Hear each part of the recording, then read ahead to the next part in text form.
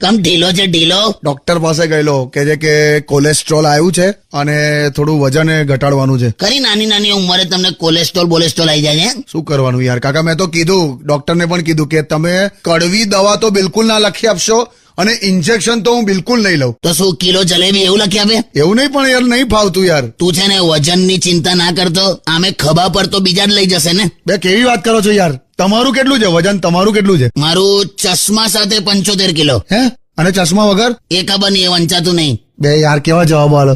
તું છોડ બધું, ચિંતા ના કર, થઈ જશે લા. ના, મેં તો નક્કી કર્યું છે, હું કાલથી જીમ જોઈન કરી દઈશ. જીમ તો લાવે એકદમ વાર્તા જ છે. તને કહું, મને તો આ કન્સેપ્ટ જ નહીં ખબર પડતો. શું?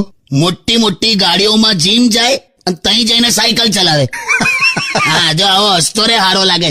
છોકરાના ઘરના ફોટા મેં તમને વોટ્સએપ કર્યા ને, અચ્છા. પણ તમે એક વસ્તુ માર્ક કરી, હં? એનું ઘર તો આમ મસ્ત કોન્ક્રીટ નું છે, હા. પણ કોન્ક્રીટ વાળા ઘર ઉપર પતરા છે યાર, આવું કેવું? આ પતરા નથી લઈ આવે, આ સોલર પેનલો છે બધી. એવું છે? તું રહેવા દે ને દોસ્ત, ત્યાં વડોદરામાં આવું છે, સોલર પેનલ નું કલ્ચર વધારે છે. અચ્છા.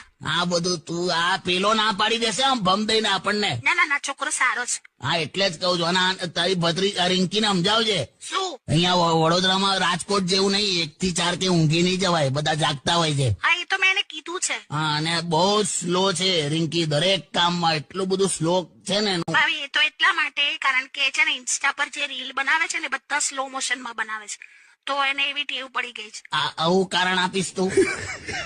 હવે કઈક તો ડિફેન્સમાં બોલવું પડે ને, દીકરી છે આપડી. અલા પણ તો શું ઇન્સ્ટા ના સ્લો મોશન, તું આ હમણાં મૂકી દે આ ફોન, મને નહીં મજા આવતી.